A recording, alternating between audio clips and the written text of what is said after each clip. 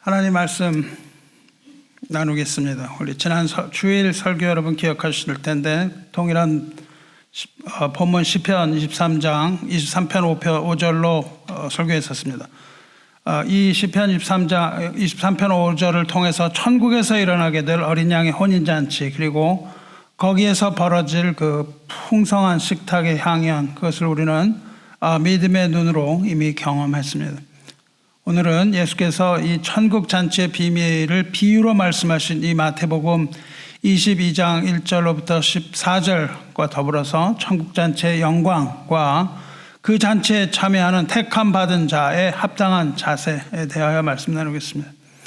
우리가 이제 이 시편 23편을 금요 예배와 주일 예배 이렇게 여러 주에 걸쳐서 말씀을 나누고 있는데, 시편 23편은 여러분 아시는 것처럼 목자 대신 여호와 하나님을 노래하는 시죠.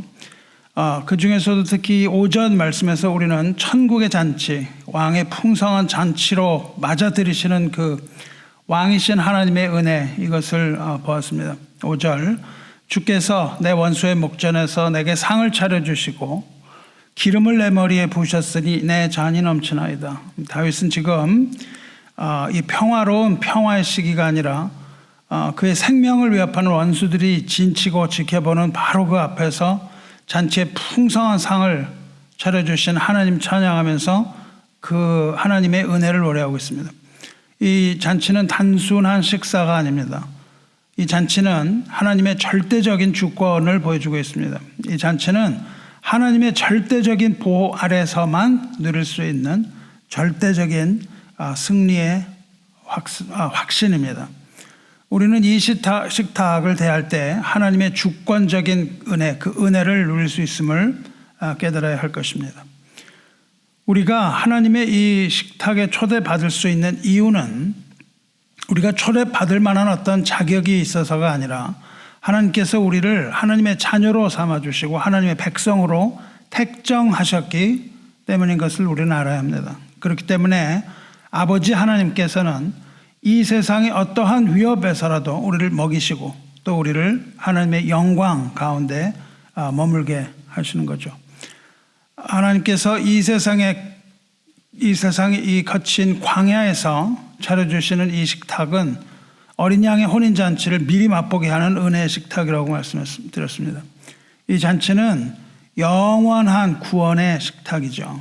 그리고 그것은 오직 어린 양이신 예수 그리스도의 보혈, 그리스도의 순전한 희생, 십자가의 사랑에 의해서 성취된 주 예수 그리스도의 은혜인 것을 우리는 다시 한번 생각해야 됩니다. 우리는 오직 은혜로만 구원을 얻고 우리는 오직 은혜로만 어린 양의 식탁으로 초대받을 수 있는 거죠. 이것이 바로 원수의 목전에서 베푸시는 구원의 식탁, 구원의 상입니다. 그리고 이것이 성도에게 부여되는 은혜의 기름입니다. 기름 부음이라는 것은 구별하심을 의미하기도 하죠. 그리고 그것은 또 한없이 흐르는 그 하늘의 복을 의미합니다. 또 기름은 성령의 임재를 의미하죠. 기름 부음이라는 것은 성령의 부으심을 말합니다. 성령의 부으심은 우리로 하여금 내 잔이 넘치나이다 라는 이런 고백을 이끌어냈었습니다. 이 내 잔이 넘친다고 하는 것은 완전한 만족을 의미하는 거죠. 우리가 하나님으로부터 받는 이 은혜는 채워도 끝이 없는 저 큰 망망대해, 큰 바다와도 같습니다. 우리가 받은 은혜는 우리의 부족함을 채울 수 있는 그런 정도가 아니라 우리가 받는 그 부으시는 그 은혜는 부족함을 겨우 채우는 그런 정도가 아니라 차고도 넘치는 그러한 충만함입니다. 우리가 받는 은혜는 그리스도의 충만함인 거죠. 이 기름 부음은 우리에게 주어진 구원이 완전하다, 그것을 뜻합니다. 그리스도의 피로 얻는 구원은 완전합니다. 어린 양의 피로 얻은 구원은 충분하고도 남음이 있는 것이죠. 이렇게 차고도 넘치는 이 잔은 우리의 삶 속에서 그것이 계속돼야 되는 거예요. 이것이 만족을 얻었는데 거기서 그치지 않고 우리의 삶 가운데 이것이 계속되어 가는 거죠. 그러니까 광야를 살아가는 우리는 이 넘치는 잔 가운데서 하나님의 자녀로서 키가 커가고 뼈가 굵어가고 하나님의 자녀로서 그 만족함 가운데 충만한 가운데 성장해 가는 겁니다. 이렇게 성장해 가면서 자녀로서의 거룩한 삶을 살아내는 것, 이것이죠. 이것을 신학적으로는 성도의 성화, 그렇게 부르죠. 성화라는 말은 곧 인내와 성장을 말합니다. 성화라는 것은 첫째로는 인내요, 두 번째로는 성장입니다.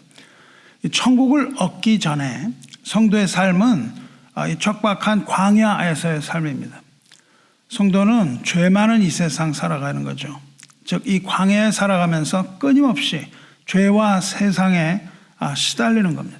여러분과 저는 끊임없이 성도로서 구원을 받은 자라 할지라도 끊임없이 광야에서 죄와 유혹과 이런 것들에 시달리는 그런 삶을 삽니다. 그러나 성령께서 우리에게 기름을 부으심으로 우리에게 위로가 주어지는 것이고, 또 성령께서 우리에게 기름을 부으심으로 우리에게 능력이 주어져서 죄와 유혹을 이기면서 우리가 살아갈 수 있는 거죠. 이렇게 우리는 시련 가운데에 성장해 가는 겁니다. 그리고 마침내 하나님의 영광에 다다르는 거죠. 즉 우리는 마침내 완전히 만족한 상태, 그 상태에 도달합니다. 그것을 우리는 하나님의 영광이라고도 부르고 영화라고도 부르죠. 신학적으로 이것은 이렇게 성장하여 가는 것, 이것을 성화라고 부릅니다. Sanctification. 그것은 거룩함이라는 뜻입니다. 성도는 광야에서 거룩함에 이르는 길을 걷는 자, 그런 것이죠. 이 길은 고난과 인내의 길이죠. 그렇지만 마침내 우리는 아름다운 천국을 기업으로 받게 되는 겁니다. 그러니까 우리가 구원을 받고 이 세상을 살아가는데 그 복음에 합당한 삶을 살아가면서 인내로서 그 모든 시험과 유혹을 이기고 마침내 아름다운 열매를 얻게 되는 것, 이것이 우리의 삶이에요. 이게 바로 오늘 시편이 말하고 있는 그 거대한 주제 중에 하나죠. 여러분이 그 진주가 뭔지 잘 아실 겁니다. 아름다운 진주죠. 우리나라에서는 여성이 결혼할 때 진주를 선물하지 않는다고 그래요. 왜 그런지 아세요? 왜 진주를 선물하지 않는지 아십니까? 왜냐하면 진주는 눈물이기 때문입니다. 진주를 눈물이라고 불러요. 왜 진주를 눈물이라고 부를까요? 서양에서도 진주를 눈물이라고 부릅니다. 그런데 눈물은 눈물인데 얼어붙은 눈물이라고 부릅니다. Frozen tears 이렇게 불러요. 진주는 frozen tears, 얼어붙은 눈물입니다. 왜 얼어붙은 눈물이냐 하면 자연에서 진주가 만들어지는 과정이 그렇기 때문입니다. 진주가 만들어지는 과정이 바로 무엇을 의미하냐 하면, 무엇을 상징하냐 하면 고통과 인내를 상징하는 거예요. 성화의 과정이 바로 그런 거죠. 성화의 과정이 고난과 인내입니다. 성화의 과정이 그런 것처럼 아름답고 아주 값비싼 가치가 있는 이 자연산 진주, 이 자연산 진주는 조개를 통해서, 조개가 만들어내는데 조개의 고통 그리고 인내를 통해서 만들어지는 거예요. 조개의 몸속으로 모래알 같은 이런 이물질이 들어옵니다. 그러면 조개는 자신을 보호하기 위해서 그 모래 같은 것이 들어와서 생겨난 상처를 치유하려고 하는 거예요. 우리의 몸이 이렇게 상처가 나면 어떻게 돼요? 그것을 치료하려고 어떤 물질이 분비되거든요. 그래서 상처가 크게 나면 그 상처가 아무것도 없는 것처럼 만들어지는 것이 아니라 이 상처가 좀 부풀어 오르죠. 그래서 점점 좀 이상한 형태로 되어갑니다. 우리가 고혈압을 방지하기 위해서 콜레스테롤을 조심하라고 그러는데, 콜레스테롤이 없으면 우리는 상처를 치유할 수가 없습니다. 우리 혈액이 스트레스를 받으면 이 혈액이 찢어져요. 이것이 찢어지면 그 콜레스테롤이 방출됩니다. 그리고 콜레스테롤이 하는 일은 그 피부를 보호하는 거예요. 그 상처 난 거를 이렇게 아물게 하는 거죠. 근데 아무는데 이게 매끈하게 아물지 않고 좀 튀어나오는 거예요. 그래서 여러분이 아무리 고혈압이 있어도 스트레스를 받지 않으면 전혀 문제가 없다고 그러는 겁니다. 스트레스가 없으면 문제가 없어요. 문제는 뭐냐면 스트레스를 받으면 혈관이 확 수축을 하거든요. 이렇게 수축을 하면은 혈관 안에가 찢어진다고요. 그때 콜레스테롤이 그것을 이렇게 치료하는 거예요. 그리고 스트레스를 계속 반복적으로 받으면 혈관이 좁아지는 거죠. 자꾸만 범프가 생겨서. 그래서 결국은 혈압이 올라가게 되고 그 올라간 혈압 때문에 혈관이 터지는 거예요. 이렇게 손상된 혈관을 보호하기 위해서 콜레스테롤을 우리 몸이 분비하는 것처럼 조개는 몸에 상처가 나면은 그것을 치료하기 위해서 네이커라는 물질을 분비합니다. NACRE, 네이커를 분비하는데 이것을 우리말로는 진주층이라 그래요. 자꾸 겹겹이 생기기 때문에 진주층이라 그래요. 그래서 그것이 점점 커집니다. 그래서 이 물질을 뭐라고 그러냐면 the mother of pearl, 진주의 어머니라고 불러요. 그러니까 진주의 어머니는 바로 이 조개가 생성하는 그 물질입니다. 그래서 시간이 계속 흐르고 조개는 계속 상처를 받습니다. 그러면 조개의 몸속에는 이 진주층이 계속해서 겹겹이 쌓이고 단단해지는 거예요. 그 과정에서 조개가 엄청난 고통을 겪는 거죠. 이게 이상한 것이 자꾸 생겨서. 그렇지만 그 시련, 그 조개가 고통을 오랫동안 이겨낸 결과, 그 시련을 이겨낸 결과로 무엇이 생기는 겁니까? 진주가 생깁니다. 그래서 영롱하고 아름다운 하늘의 진주가 탄생되는 과정이 그렇기 때문에 진주를 눈물이라고 그래요. 그래서 그리고 이거는 고통스러운 거야. 그러니까는 딸을 시집 보내는데 시집에 가가지고 고생을 할까봐 진주를 안 사주는 거예요. 이런 탄생 과정 때문에 진주는 시련 혹은 눈물이라는 의미가 있는데 혹은 또 반대로는 아주 아름다운 것을 표현하는 대표적인 상징이기도 해요. 그래서 두 가지가 있습니다. 하나는 그 슬픔, 하나는 고통이라는 의미가 있고 또 하나는 그 고통을 이겨낸 아름다움, 이 두 가지가 공존하는 거예요. 그래서 이 슬픔을 이겨내고 승화시킨 결과를 상징하는 가장 아름다운 보석으로 여겨집니다. 그래서 우리나라에서는 어머니가 딸에게 진주를 선물 안 하는데 서양에서는 반대로 결혼하는 딸에게 진주를 선물하는 풍습이 있습니다. 왜 그럴까요? 왜냐하면 떠나보내는 그 딸이 시련과 고통을 이겨내라 라는 어머니의 눈물과도 같은 사연인 것이죠. 그 두 가지 의미를 반대로 해석하는 겁니다. 눈물 흘리지 마라 이러고 안 주는 어머니, 반대로 그런 눈물을 흘려도 그것을 시련을 이겨내고 마침내 승리하라 이런 의미로 진주를 주는 것이죠.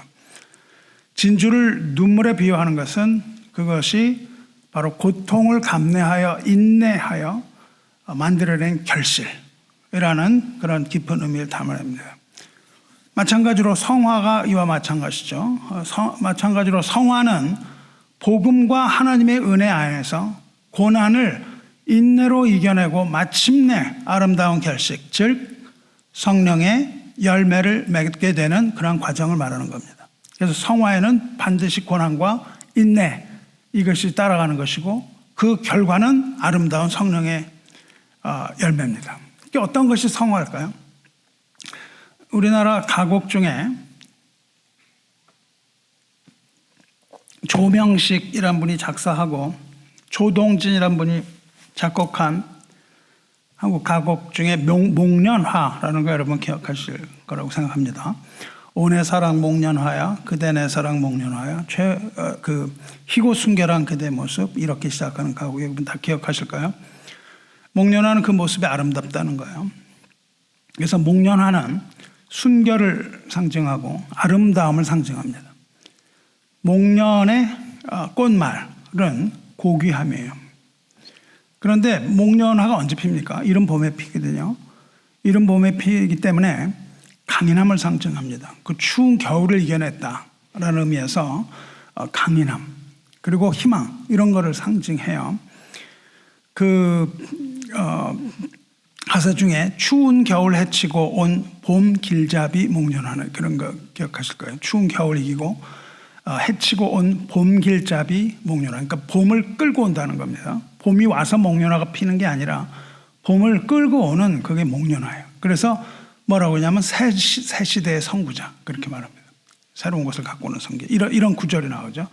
그러니까 목련화는 이 강인한 생명력 그리고 미래를 여는 희망 이런 것들을 상징합니다. 근데 여러분 목련화 보시면 아는데요. 목련화가 봄이 되면 겨울이 지나고 봄이 되면 보통 나무들은 이파리가 먼저 나와요. 잎이. 그래서 잎이 그 광합성을 해가지고 이제 나무가 푸르게 되고 그 다음에 꽃이 탁 피는데 목련화는 잎이 피기도 전에 잎이 나기도 전에 꽃이 먼저 핍니다. 추위를 이겨내는 아주 강한 그 꽃나무예요.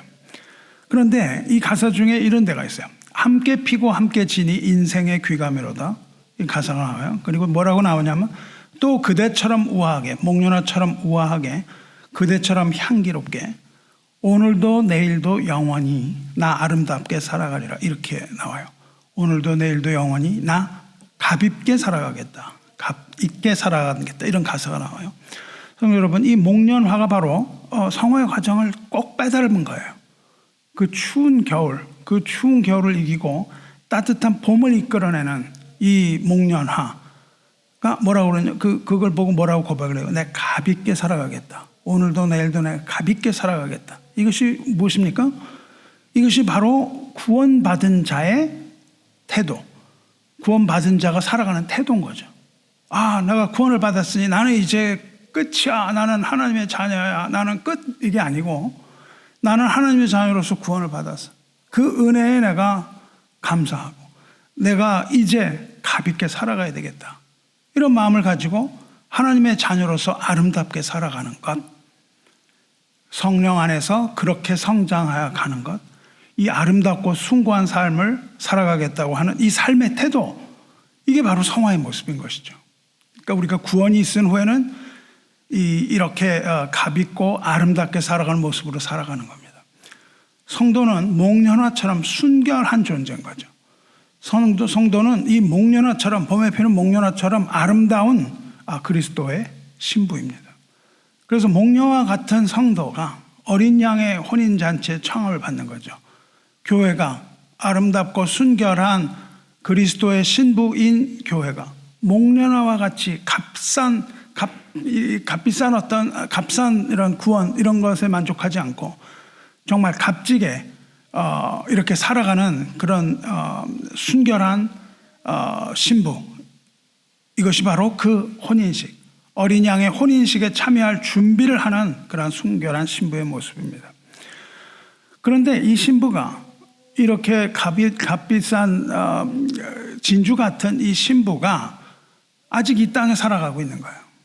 그래서 수많은 적들 가운데 둘러싸여 있는 겁니다. 그 아름다운 진주, 그 값 있는 목련꽃을 짓밟고 탈취하려는 이런 악한 세력들이 둘러싸서 진치고 있는 거예요. 하나님의 사람은 언제나 원수들이 진치고 있습니다. 이 수많은 적 가운데에 쌓여서 위험 가운데 빠져있는 신부인 것이죠. 원수들의 위협도 있지만 또 내부적으로 일어나는 온갖 시련 그리고 마음 가운데 일어나는 유혹 이런 것들을 받고 있는 신부. 살아가려고 하지만 그렇게 살기가 쉽지 않은 그런 상황에 살아가고 있는 이런 신부죠. 그래서 성도는 이 순결하고 고귀한 그리스도의 신부로서 이 땅에 살아가는 동안의 시련과 고난의 유혹을 인내로서 이겨내는 신부라는 겁니다. 비록 이 연약한 신부죠. 이 연약하지만 복음 안에서 강인한 신부인 거예요. 그러니까 이 목련화처럼 강인한 겁니다. 진주처럼 인내하는 거예요. 연약하지만 복음 안에서 강인함을 가진 그리스도의 신부인 겁니다.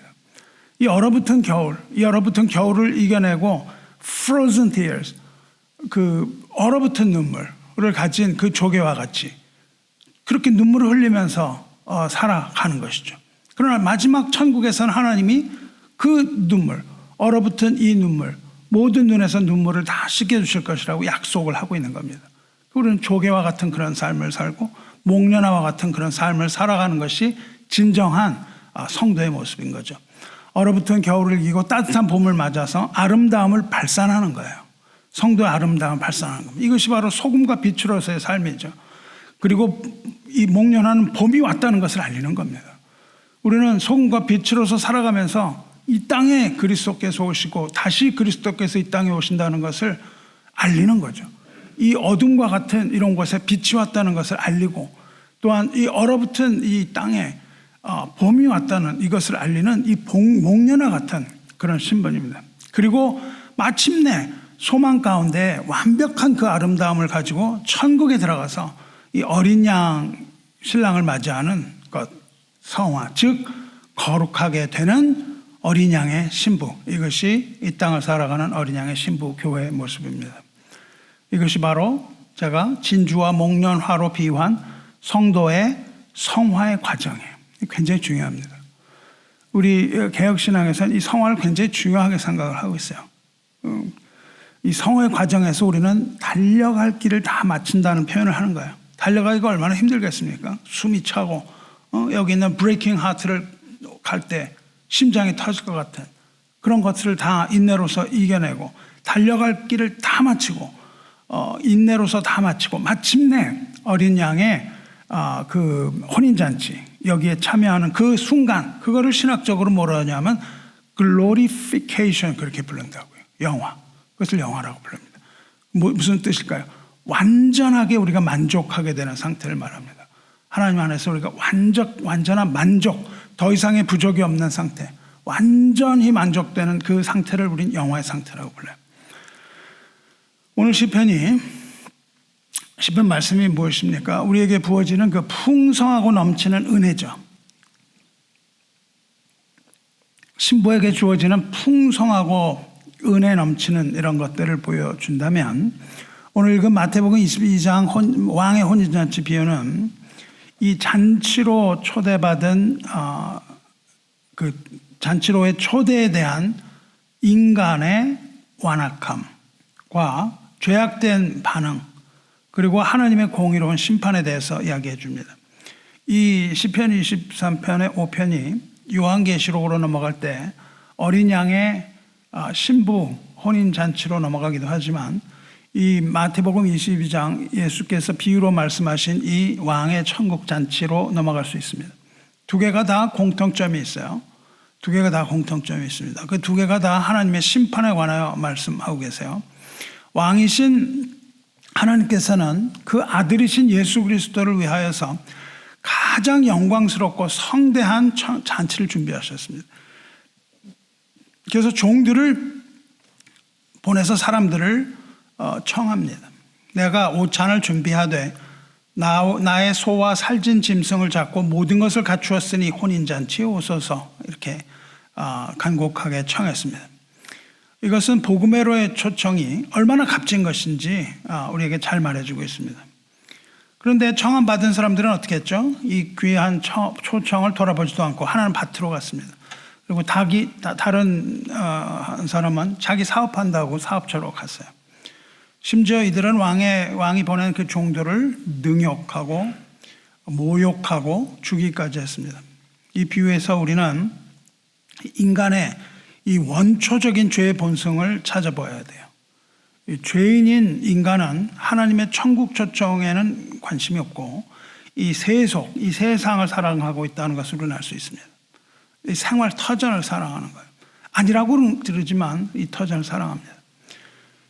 왜냐하면 우리가 왜 이 세상을 사랑하느냐 하면 그 증거는요, 우리의 염려와 근심 때문이에요. 왜 염려합니까? 이 세상에 어떤 걸 잃어버릴까 봐 염려해요. 왜 근심합니까? 그것을 잃어버릴까 봐 근심해요. 만일 그것을 내가 사랑하지 않는다면 염려할 필요도 없고 근심할 필요도 없습니다.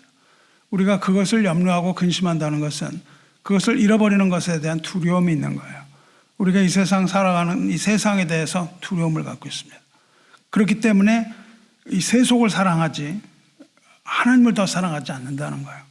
그리고 자신을 하나님보다 더 사랑하는 것이 인간의 죄된 본성입니다. 그게 우리가 숨길 수 없는 모습이에요. 그래서 우리는 늘 무엇 가운데 살아가냐면 염려와 근심과 이런 고통 안에서 헤어나질 못합니다. 하나님을 사랑하지 못하기 때문에 그래요.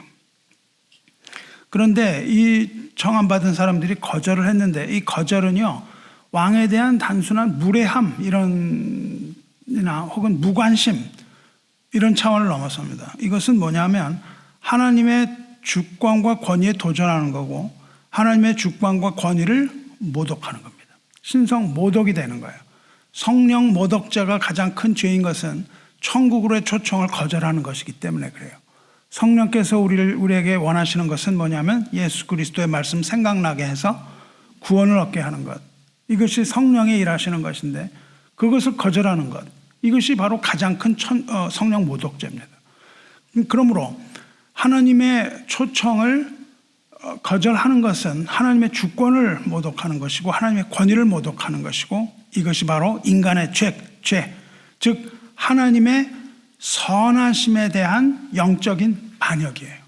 하나님을 반역하는 겁니다. 아담과 하와는 반역죄로 쫓겨났습니다. 그리고 인간은 끊임없이 하나님에 대한 반역을 하고 있는 거예요. 하나님의 말씀을 듣질 않는 겁니다. 하나님 아무리 간곡하게 얘기하셔도 듣질 않아요. 교회 갈 때도요, 내가 이렇게 하나님 이런 거 해주시면 제가 교회 가드리겠습니다 정도지, 내가 정말 교회 그렇게 나갑니까 처음에? 교회 그냥 가주는 정도로 시작하는 이런 정도를 우리가 가지고 있습니다. 결국 이 사실에 대해서 왕이 진노합니다. 그리고 군대를 보내서 그 살인자들을 멸하고 그 동네를 불사르는 그런 공의로운 심판이 이루어지는 거예요. 그런데 원래 청함을 받은 사람들은 자격이 없음을 스스로 드러냅니다. 청함은 받았는데 스스로 그게 없다는 것을 증명해요. 그러니까 왕은 종들에게 이제 길거리로 사거리로 나가라고 말합니다. 이 길로 초대하는 이 은혜가 있는 거예요. 그래서 거기서 사람을 만나는 대로 모두 데려오라고 그럽니다. 이 종들은 악한 자거나 선한 자나 만나는 대로 그가 누구든지 차별 없이 누구나 초청을 해와요. 우리가 전도할 때 그렇게 해야 됩니다. 악한 자를 가리면 안 되고 선한 자를 가리면 안 됩니다. 악한 자나 선한 자나 모두 다 데려오라고 오늘 본문이 말씀하고 있어요. 그래서 그렇게 이 사람 저 사람 악한 자나 선한 자나 다 와서 잔치거리가 그 길거리 잔치 자리가 길거리 사람들로 가득 메워졌단 말이죠.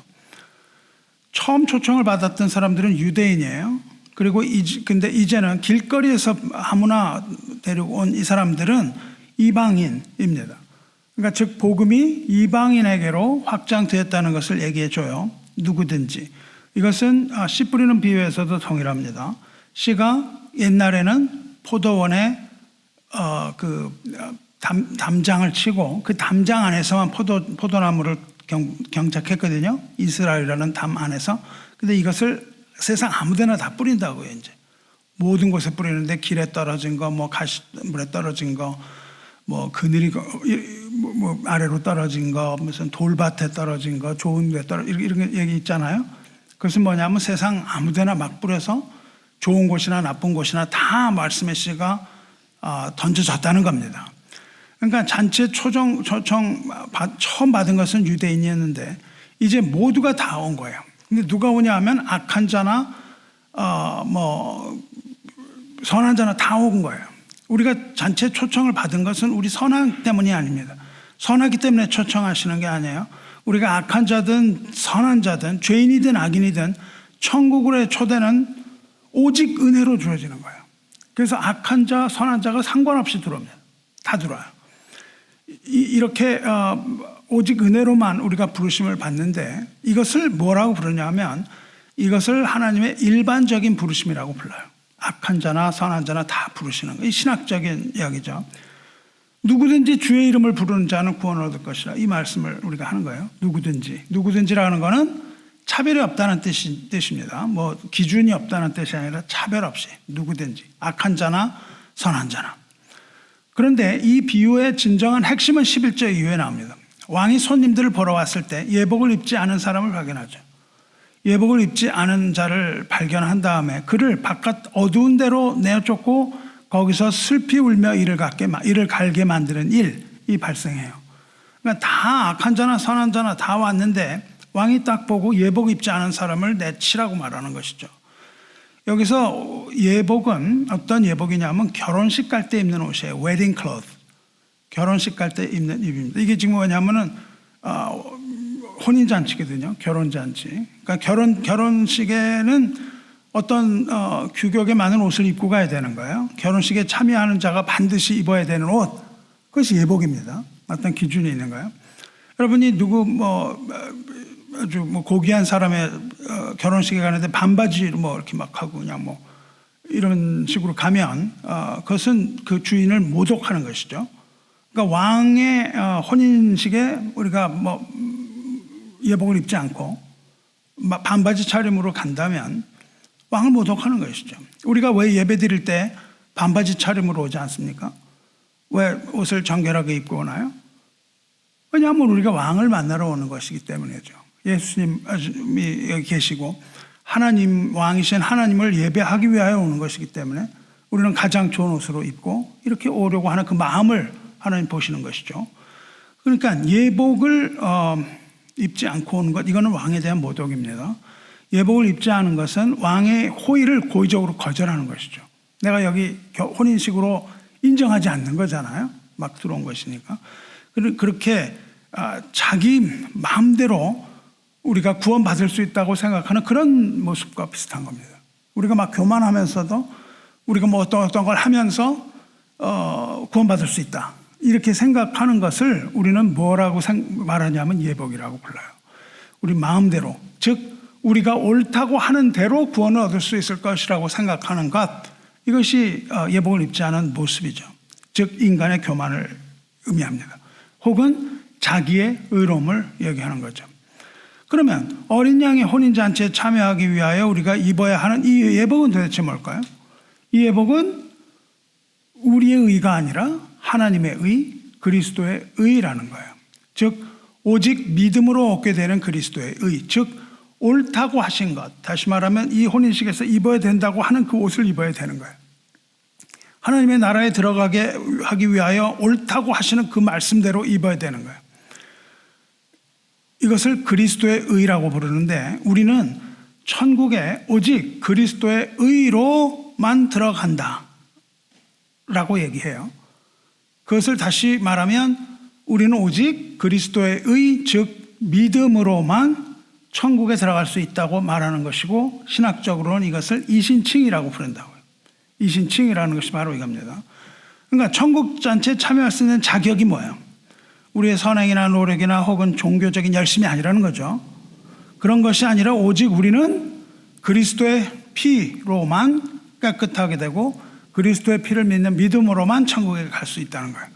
천국 입성에 자격이 있다면 그것은 십자가에서 흘리신 그리스도의 고귀한 피로 충분하고도 남는다. 이게 우리 개혁신앙의 본질입니다. 그 외에 다른 어떤 것으로 되지도 않고 다른 어떤 것이 필요하지도 않은 거예요. 다른 것으로 대체도 되지 않을 뿐만 아니라 이것 외에 다른 것을 더할 수도 없다. 오직 그리스도의 피로만 충분한 것이다.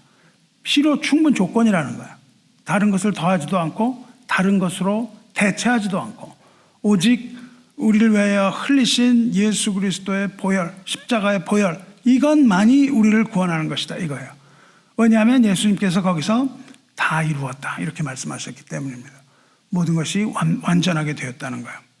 그래서 천국 입성의 조건은 딱 하나, 예복뿐입니다. 우리가 죄인임에도 불구하고 하나님 앞에서 우리가 의롭다고 인정받는 것은 그리스도의 완전한 공로, 이것을 믿는 믿음으로 받아들일 때만 가능한 거예요. 예복을 입지 않은 것은 그리스도의 복음, 그리스도의 의, 하나님의 아들, 하나님의 의를 거부한 결과입니다. 그래서 예수님의 이 비유는 아주 엄중한 경고로 결론을 맺습니다. 14절에 청함을 받은 자는 많되 택함을 입은 자는 적으니라. 청함이라는 것은 아까 말한 복음으로의 부르심이에요. 악한 자나 선한 자나 누구나 복음으로 부르십니다. 이 부르심은 외적인 부르심이에요. 외적, 겉으로 보이는 부르심입니다. 이게 누구에게나 해당돼요. 그래서 누구나 교회 나올 수 있습니다. 외적인 부르심이에요. 외적인 부르심. 교회 다닌다고 하여 구원받는 것이 아니죠. 교회는 그러나 누구나 다 나옵니다. 왜냐하면 교회는 어차피 다 죄인들이거든요. 그래서 악한 자나 선한 자나 누구나 다 하나님의 부르심에 나올 수 있습니다. 반대로 택함 받은 자는 졌다고 말씀하실 때 이 주님께서 말씀하신 택함은 일반적인 부르심이 아니라 하나님의 주권적인 부르심이에요. 하나님의 주권입니다. 이것은 오직 믿음으로 예복을 입은 자라고 설명되는 거예요. 믿음으로 예복을 입은 자는 하나님의 주권으로 붙들림 받은 자, 이겁니다. 사랑하는 성도 여러분, 하나님께서 말씀하시는 이 예복은 아름다운 예복입니다. 우리는 이 예복을 믿음으로 입어요. 그런데 이 예복을 입고 바로 천국 입성이 아니라 이 예복, 즉 그리스도의 의, 믿음으로 구원을 얻은 후에도 우리는 여전히 이 땅을 살아가는 거예요. 이 예복을 얻었지만 우리는 이 예복을 얻고 살아갑니다. 그리고 우리는 이 땅에서 예복을 가진 자로서 그 예복에 마땅한 삶을 살아가는 거예요. 성화의 삶을 살아가야 됩니다. 거룩한 삶으로서 하나님께 감사의 보답을 드려야 되는 거예요. 진주가 고통을 인내로 이겨냈던 것처럼 인내로서 우리는 믿음의 경주를 해야 되는 거예요. 믿음의 경주를 해야 됩니다. 이 목련화가 순결하고 아름다운 것처럼 순결하고 아름다운 결혼 예복을 입고 뛰어야 되는 겁니다. 오늘도 내일도 영원히 나 아름답게 살아가리라, 이 고백처럼. 오늘도 내일도 영원히 나 값있게 살아가리라. 이 복음에 합당한 삶을 살아야 되는 것이죠. 정말 우리가 값 있는 삶을 살아야 되겠습니다. 이 목련화의 가시처럼 우리는 하나님의 아름다운 하나님의 사람으로서 승화되어가는 이 성화와 영화의 삶을 살아가야 되는 것이죠. 이게 예복의 진정한 의미입니다. 그러니까 예복은 단순히 믿음으로 그치지 않고 이 예복은 마침내 우리가 하나님의 나라에 들어갈 때 하나님께 검사받는 옷이죠. 우리의 삶으로 살아가야 되는 거예요. 우리의 선함으로 살아가야 되는 거예요.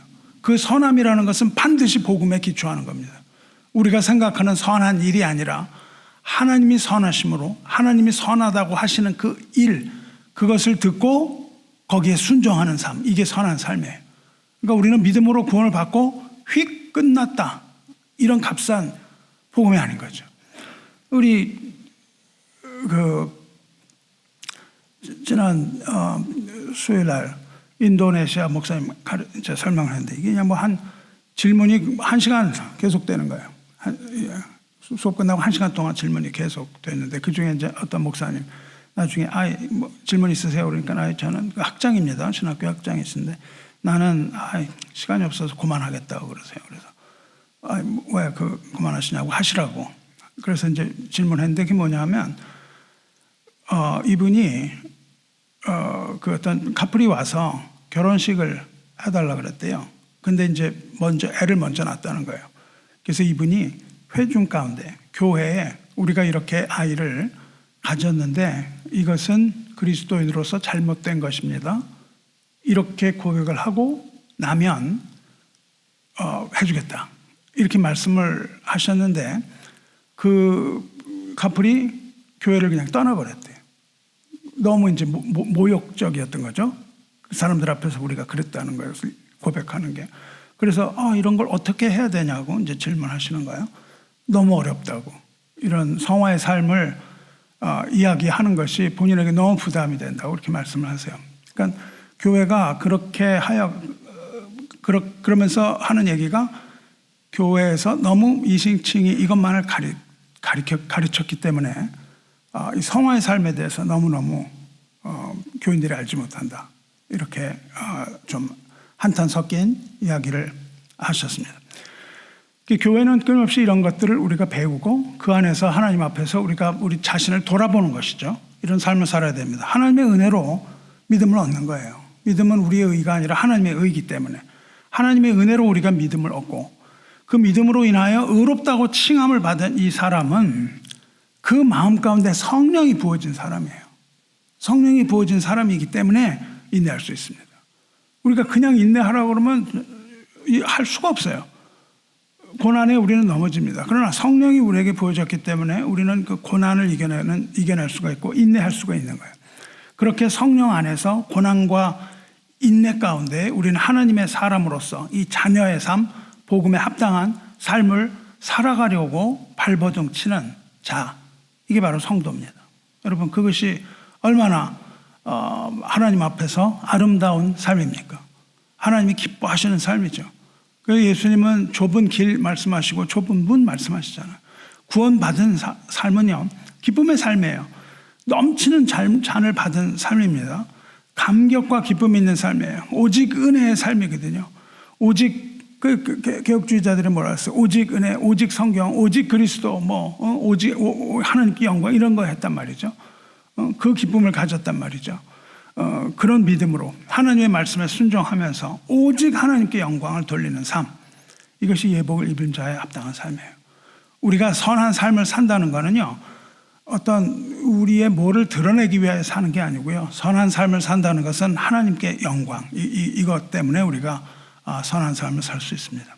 사랑하는 성도 여러분, 목자 되신 주님께서 원수의 목전에서 우리에게 넘치는 잔치를 이미 베푸셨어요. 이 잔치는 그 아들 그리스도 어린 양의 혼인잔치고 우리는 그 잔치에 초대받았습니다. 우리는 이 아름다운 초대에 반드시 응답해야 되는 겁니다. 거기에 부합하는 삶을 살아야 돼요.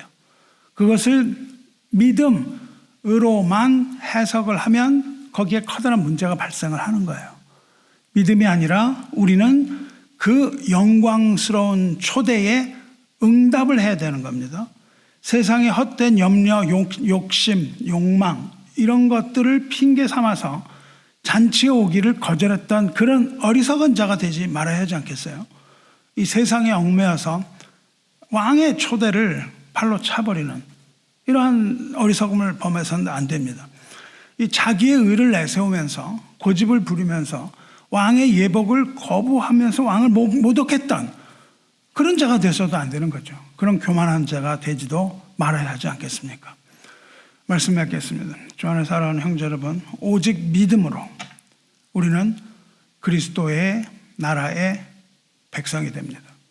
오직 믿음으로 그리스도의 의의 예복을 입으시기를 주님의 이름으로 축원합니다. 주님의 그 넘치는 잔과 그 은혜를 받으시기를 축원해요. 그리고 거기에 감사하시기 바라요. 이 감사와 찬양, 이 풍족함과 만족을 얻는 이 삶 가운데 우리는 평생을 오늘 조금 더, 내일 조금 더 이렇게 서서히 성장해 가면서 성화되어가는 이 삶으로 주님께 영광을 돌리시기를 축원합니다. 이 참으로 택함 받은 자, 많이 보여주는 이 아름다운 예복, 주 안에서 정말 살고자 발버둥 치는 이 모습, 비록 우리가 약하지만 성령 가운데 강인한 자로 거듭나고, 비록 그것이 우리에게 눈물을 만들어낸다 할지라도 그것을 이겨내는 인내 가운데 우리가 마침내 아름다운 진주를 만들어야 되지 않겠습니까? 천국의 이 보물 우리가 소유를 해야 되지 않겠어요?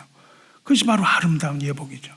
이 아름다운 예복을 입은 성도가 되시기를 우리 주 예수 그리스도의 이름으로 간절하게 축원합니다. 기도하겠습니다.